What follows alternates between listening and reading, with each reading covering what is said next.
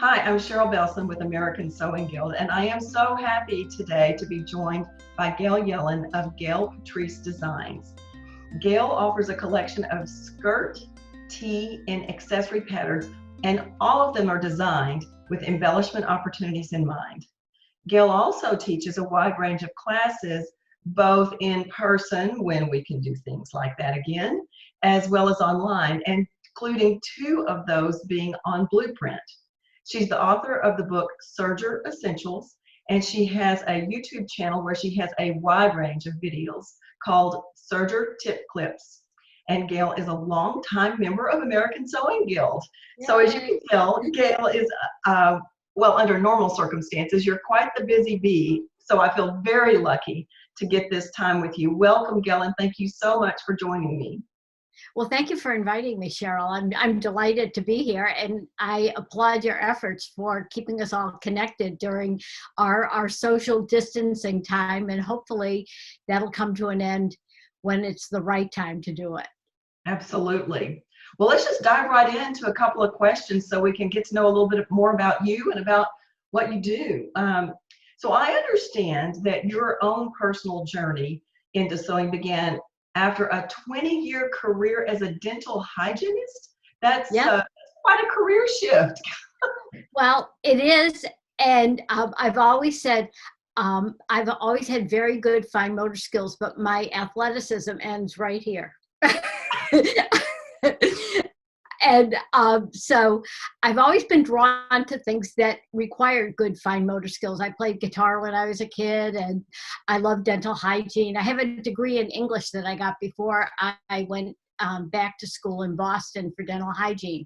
But I loved it. And you know, one day it occurred to me that every time I had reached a milestone, I would reward myself with something with sewing. When I got my undergraduate degree, I bought it was a $25 or $50 secondhand sewing machine.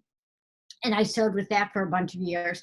Then when I finished dental hygiene school, I went and bought another sewing machine that was a little bit better. And then I had that for about, I don't know, probably for about 20 years. And then I said, you know, I think I should see what's new and different. And at that point, believe it or not, I was still at the point sewing where I used a needle till it bent or broke. That's what I thought you did.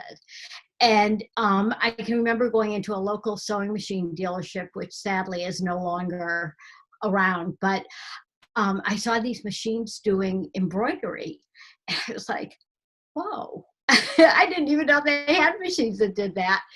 And I honestly can still remember thinking, who the heck needs that? And so I ended up buying a mid-range machine, and the store had a lot of wonderful, wonderful classes. And there was one that was a triple needle pillowcase that had a million different decorative stitches on it. And when I was picking up my machine, I went over, we had all the samples. They used to have all the samples pinned on the wall. And I said, well, what's that stitch? Does my new machine do it? And I did this about 6 times. And I think they finally got sick of saying, yes, it'll do it. It's this stitch. And one of the women said, well, you know, you need to take the sewing machine basics class. And I was highly insulted because I had sewn for about 20 years. But I said, oh, well, when is it? And so they said, it's this Saturday. And I said, is there room in the class? And they said, yes. So I paid, and I went over, and it was an all-day class. And, you know, sometimes you can point to a day in your life that's transformative, good or bad. And that was the day for me. And I came home. It was kind of a rainy, drizzly, yucky Saturday. And I got home, and my husband said, well, how was your class? And I said, it was like somebody pulled back the curtains, and it was a whole new world. And I said, I learned more in 6 hours than I knew in 20 years. And the biggest thing I learned is I don't know how to sew. So it really truly was a transformative day. And that's what got me hooked on taking classes. And I went within 9 or 10 months from saying, who the heck needs a machine that does embroidery, to buying one. So, so it really was a different day. And I just loved it. And then I had stopped working. So I had time to take a lot of different classes and just do a lot of the things that I didn't have when I was employed full time. And I was at the store so much, they eventually asked me to work for them. So that kind of got me going into what I call my accidental career. That's fantastic. I love to hear the stories that people have to tell about how they got into what they're doing. So, well, I mentioned in your intro that all of your designs are created with an intentionality of providing sort of a canvas for being creative and adding embellishments. And as I heard you tell your story, I heard that you quickly got intrigued with embroidery, which is another form of embellishment. So you seem to have quite a passion for that kind of creativity. What drives that passion? Well, I think what did it in the beginning was I started off with very simple patterns, very simple jackets. And when I was at the store, I realized that a lot of people were very intimidated about the idea of making a jacket, as was I, at probably a little bit before that. And I thought, well, why don't we start with sweatshirt jackets? Because that way you haven't invested a lot of money in really, couture fabric, kind of like Julie and Dorcas. And and if it comes out well, then great. And if it doesn't, who cares? Because it's a sweatshirt. And so I started using that, and then I used a lot of my built-in stitches.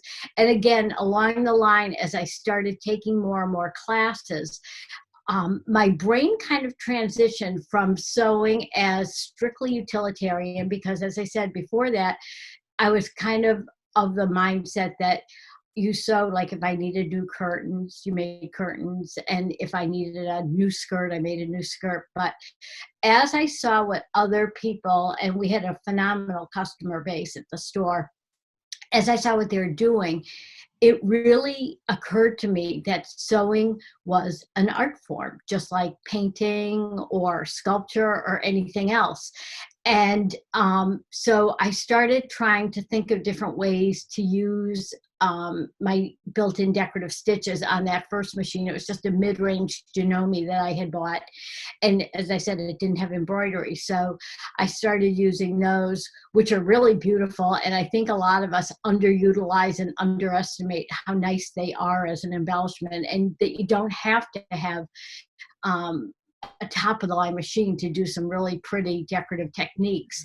But then when I got an embroidery machine, I saw all sorts of different things. And from taking classes and looking at what other people were doing and seeing what they were up to and how they used it, I said, sewing really and truly is an art form. And I think that's what intrigued me, was that I thought of it more as art, and then art to wear, which I've always really, really liked.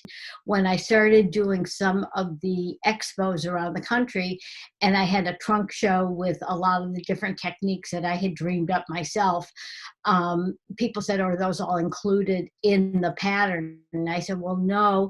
And then after so many people asked, somebody said to me, "You should really write a book," which I did.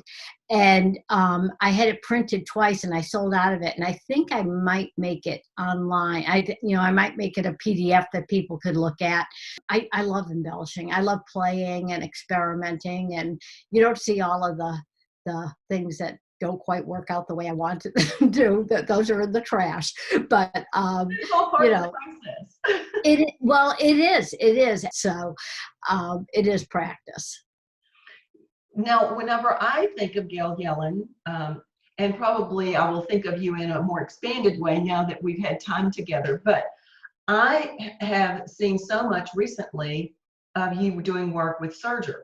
Uh-huh. And so I think of Gail Yellen and I think of Sergers. And I believe you've actually taught several Serger classes for ASG conference and some American Sewing Guild opportunities. So can you tell us how you ended up so engaged in this type of sewing? Well, Going back to when I was just starting, like maybe that first year that I was starting to take classes, and I'd go over to the store and I'd take my sewing machine and we take my class. And of course, sometimes they could run, one class after another or two simultaneously. And sometimes it would be a serger class. And I would see people coming in with their sergers, and I truly, when I would look at those machines and I'd see 4 cones of thread on them, I would just about start hyperventilating, because I thought, how can anybody even learn those things? They look so intimidating. And then the more I started thinking about it, I thought, well, if they're made for the home sewing market, they can't be impossible to learn. So I thought, well,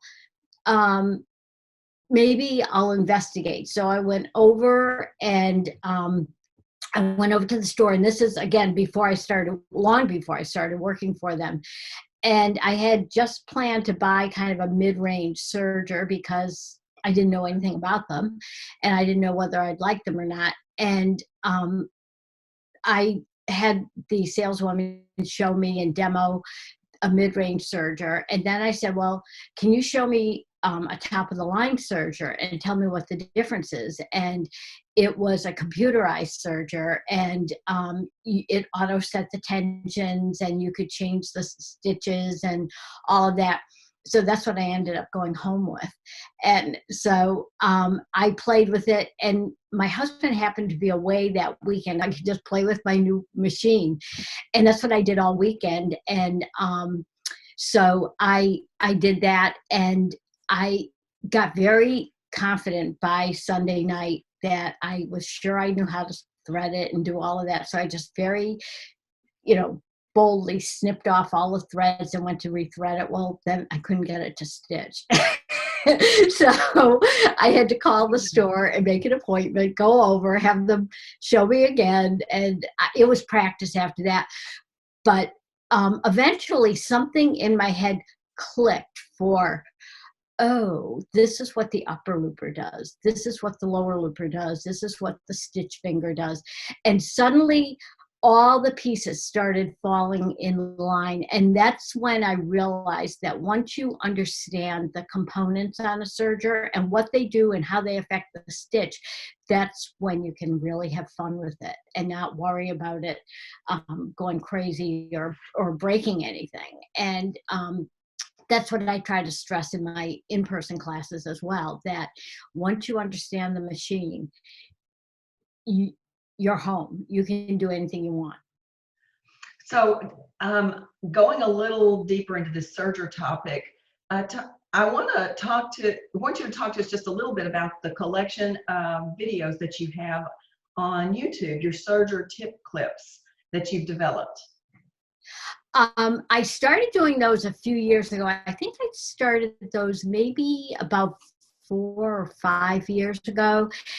And I just thought it would be kind of nice to have little short videos of one tip or one technique that wouldn't take too long to do a video on. And I've tried to keep them shorter than 15 minutes. I thought, well, if I keep them fairly short and just kind of bite-sized clips, it will be easy for people to follow along, and then they can just click on the tip clip that they want, or the technique, or the specialty foot or attachment, and they can go back and replay it. So that was where that idea came from.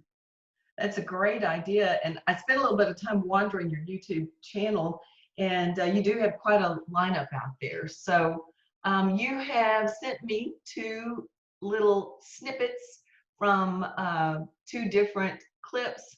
So let's take a look at those now. So I'm going to put that little starting gate right up by the knife, put my presser foot down, and start stitching. And I'm just going to stitch around and just kind of skim off a tiny, tiny scant 1/8 inch of the edge. So I'll go around, and you'll see a soft gather. Now, as I'm coming to the very end, I'm going to clip off that starting thread chain. And as my knife approaches these beginning stitches, then I'm going to stop and lock my knife so it doesn't trim off any of the threads and cut them. So I'm going to slow down. Okay, I'm going to lock my knife.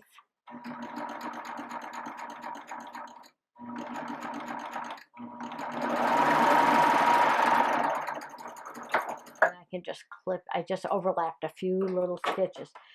But can you see how that cups the edge under so perfectly? It's just such a cool technique. I love this. That's great, Gail. It's such a great little tip on doing a circular hem. And now that video is about a 5-minute video. So I thought maybe you could give us just a short synopsis of what else we would see in that particular video. Well, in that video, it's kind of funny how that started. My sister and her husband always come up to our house for the holidays, and they stay with us for about a week. And they had just moved into a new house, and she had a tabletop, I guess, on top of something. I don't know what it was, but she wanted a cover for it. So she had found fabric, and she's not a sewer. So I said, well, okay. And she wanted to use the serger. So I had this brainstorm that if she wanted a circular hem, I was going to turn the differential feed up to 1.3.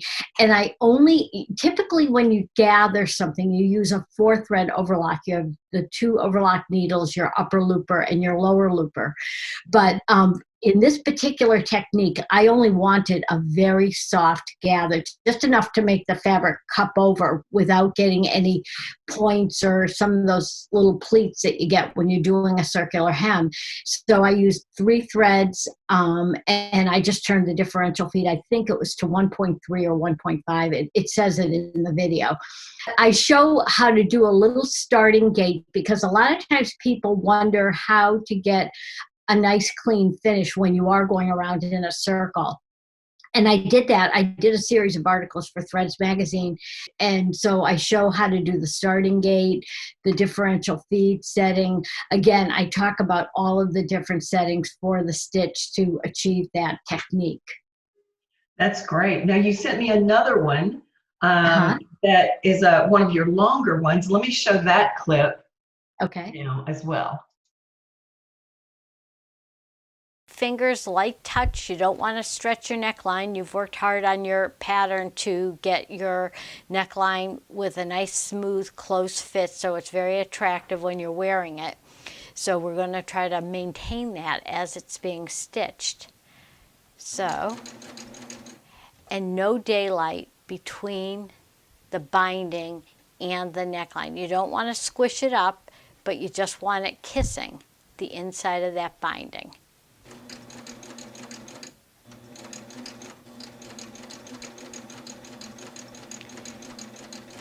The engineering on these is just amazing, and it's just incredible. Basically, the binding and the neckline know where they need to be under the foot. You don't have to watch your needles at all. Let me get my hand out of the way so you can see the magic.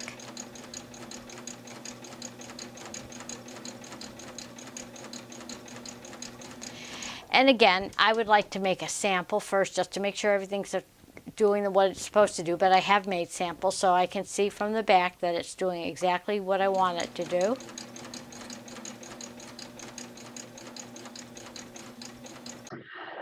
Okay, so now Gail, that is an attachment I have never known about in my whole life. And I think it's called a knit binder attachment. It's the double fold knit bias binder attachment. That's right. And so can you give us a little synopsis of that video? I think that's about a 15-minute video, but what we would learn in that? Yes, that one is one of the greatest little attachments, and it, as I said in the video, the engineering on these things is amazing, on the specialty feet and the attachments. And on the first one, it was an overlock technique, and on the double fold knit bias binder, it's a cover stitch.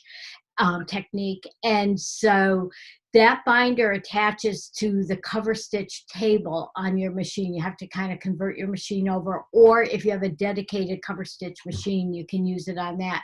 And usually there are a couple of little screw holes on the bed of the machine on that little table that the attachment will screw into. And you just have to get it adjusted for whichever needles you're using. On that particular one, that was a 10mm binder attachment. I have 3 different ones. There's an 8mm that gives a very delicate, narrow binder, 10mm, which is very similar, if not exactly the same as what you see on ready-to-wear t-shirts and jerseys. And then there's a 15mm that's a bolder and wider one, which I also love. And but that technique does take a little bit of practice, but I do a hands-on workshop with all of these specialty feet. I use the ruffling foot, the cording foot, and then we switch over to cover stitch and we use the double fold binder. And it's amazing. And people are just blown away that with a little bit of guidance and some practice, they get the hang of it. And a lot of them go home with these cute little neckline samples that they did in class, and they came out perfectly. And it's just a matter of being patient with yourself, doing a little bit of practicing and figuring things out. But one of the things that I think was so important with sergers that a lot of people never talked about was you have to make sure that your machine settings are correct for the fabric and the technique that you're doing, but how you handle the fabric when you're working with it is important. If people are pulling on their fabric and they've got their differential feet up to 2, it's still going to stretch. So I always say handy operator techniques and being aware of what your hands are doing. And that's why I mentioned that in the video of light fingers, light hands, don't stretch it. I love those attachments. I just love them. Well, as I told you when we chatted before the interview, my idea of using my serger is finishing seams on garments. So you've definitely inspired me to consider some more options for my serger. Well, you know, when you had mentioned that, I said, I hear that virtually at every single in-person serger event that I do, whether it's at an expo or ASG conference, or I do a lot of ASG chapter events around the country. And inevitably, at least one person, and usually multiple people, will say, I only use my serger to finish seams. And so, and if that's all you want to do with it, that's fine. There's nothing wrong with it. It's fantastic for that. But if you want to do a little bit of experimenting and kind of widen your sewing repertoire and ability to do some different techniques, it's a wonderful machine to get the hang of. It really, I just love my serger, and I love having fun with it. That's great. So I always like to ask before I end these interviews, what's next on the horizon for Gail Yellen? Anything new coming up? Well, actually, I just launched an online class. It's called Serger Jewelry, Who Needs Tiffany's? And that's kind of fun. And I have a bunch of serger bracelets that I did. I can actually show them to you. Do you want me to grab my board? I did a Facebook Live a couple of weeks ago when the class went live. And I had these pinned on to show. So you can kind of see. Fun. Yeah, and that is actually using the belt loop binder on the serger. And I'm sorry, what kind of binder? it's called the belt loop binder, and I have a couple of different lists, and I use them for, I have my tote bag here. I just had it in the room because I was grabbing some stuff out of it. You can make beautiful straps with it on your tote bag. This is another newer pattern that I launched, but that belt loop binder is really kind of fun for making jewelry too. Or I've had people who say, oh, I make my dog all sorts of fancy collars for the holidays, or my cat, or whatever. And so there are a lot of different things that you can do with that. Some people, believe it or not, the one thing I've never made with it is belt loops. But I have made belts. I've made straps for my tote bag. I've made Serger jewelry. I've done all sorts of things with that, but it's fantastic. And I think depending on how long our isolation goes on or our social distancing, I think I'll probably do some more online classes. I have really enjoyed getting to know you more, to get to know more about the things that you do and teach. It has been an absolute delight. I don't want to miss telling our audience, if you are a member of American Sewing Guild and you go to the American Sewing Guild website under members only, you will find 3 different discount opportunities that Gail offers to members. So take advantage of those and save a few bucks and get something fun from Gail. So Gail, thank you so much for joining me today. It truly has been a real treat, and you have inspired me. I'm going to have to give some more things a try. So thanks. Well, I'm right here to be your cheerleader, Cheryl. And thank you so much again for doing this for all of the members and non-members too. And hopefully we'll get some new ones. Absolutely. You take care, stay safe, and stay healthy. Until next time. Thanks so much, Cheryl. Thank you.